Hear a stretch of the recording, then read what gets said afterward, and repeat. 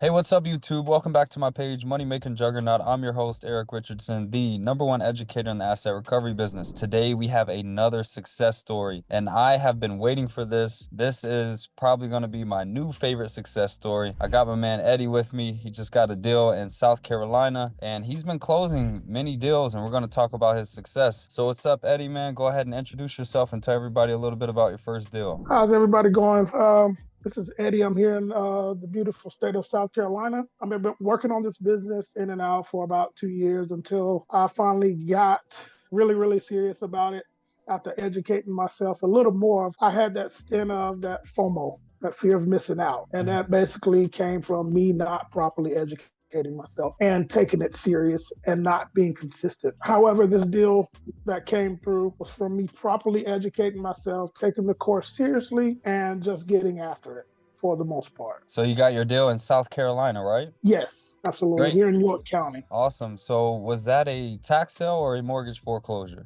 It was a mortgage foreclosure. So walk us through, how did you find the deal? How did you get in contact with the homeowner or the heir, and how did the process go? Actually, it was a mortgage foreclosure. It was a single member. I started out, with mortgage foreclosures. As I know, mortgage foreclosures happen in South Carolina once a month. The first Monday of every month. So in turn, I just started digging into my backyard to see if I can find something. And of course, it led me to looking at York County. I found it. Once I found it, and I began to skip trace.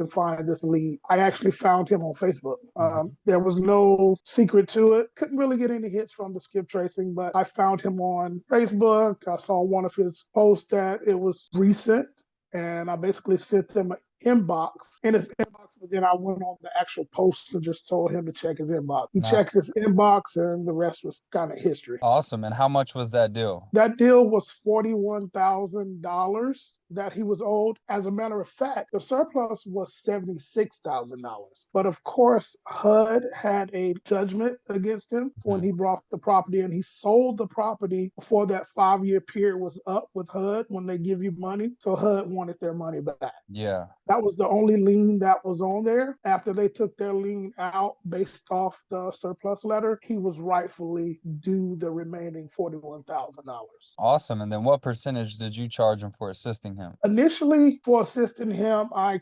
came in at about 30%. Of course, he didn't believe it because he sold the property. So he Mhm. wasn't sure that there was any money left. So what I'm finding out was that he technically sold the property to a wholesaler.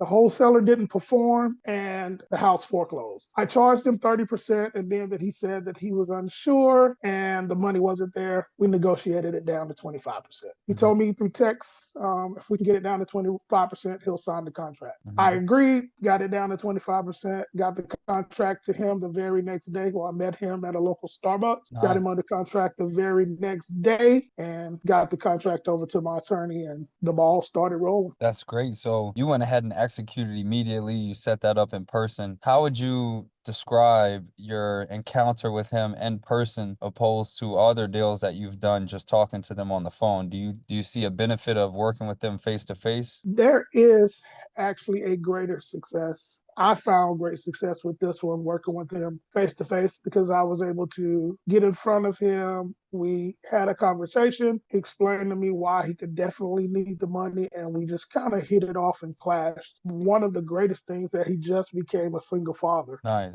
He has ownership of his daughter, so he told me, that money could move mountains to do some things that he Hmm. wanted to do for he and his daughter, hence moving forward since he's lost the property. And then how was your experience working with the attorney on assisting you filing the claim? Working with the attorney was a pretty great successful one, and I didn't even think to use him initially. Hmm. He's actually my best friend's father-in-law. However, being that we were trying to push this and get it through, he has some form of real estate experience. He knows about surplus, but in turn, I could have used someone else, but I was like, okay, let's go ahead and get this ball rolling.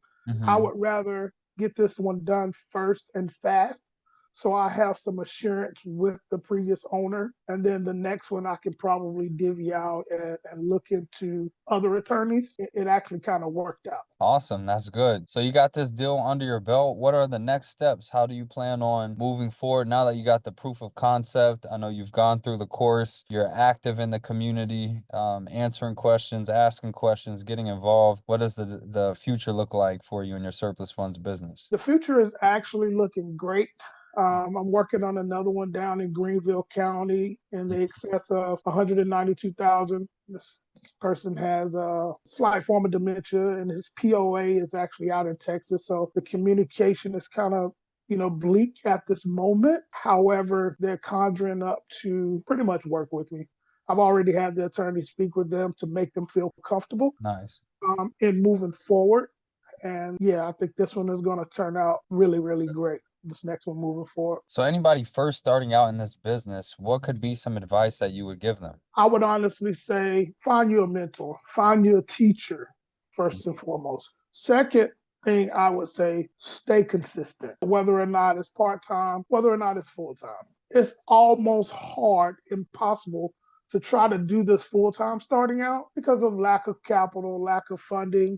It's hard to pay for a lot of things that you can't, but get in the building with someone that can actually help you or Yeah. partner with someone. Because I've ran into a few deals to where I've been able to assist capital with some people that just needed a notary, some people that didn't have an attorney to work contingency, they needed a down payment or deposit. I was able to help in that realm. But most importantly, stay consistent. Don't think about the money part. Don't think, because you can always find capital out there somewhere to get over some of the hurdles that you need to get over, whether it be skip tracing software, whether it be the attorney, things of that nature. But there are people out there. Yeah, I've been hearing that a lot pretty much on these success calls. Consistency is something that is congruent amongst everybody. You have to be consistent, you have to get the knowledge, and you have to apply yourself. So that's awesome, man. Thank you, Eddie, for sharing your experience. I pray for a lot of success for you in the future and keep up the hard work, man. Thank you. Absolutely, you're welcome, man. I want to say I appreciate you as well. Like you said, I think I heard you say one time I was definitely one of the originals when I found you on JT Hustles, man. I Mhm. first bought the course, and ever since then, you've prospered,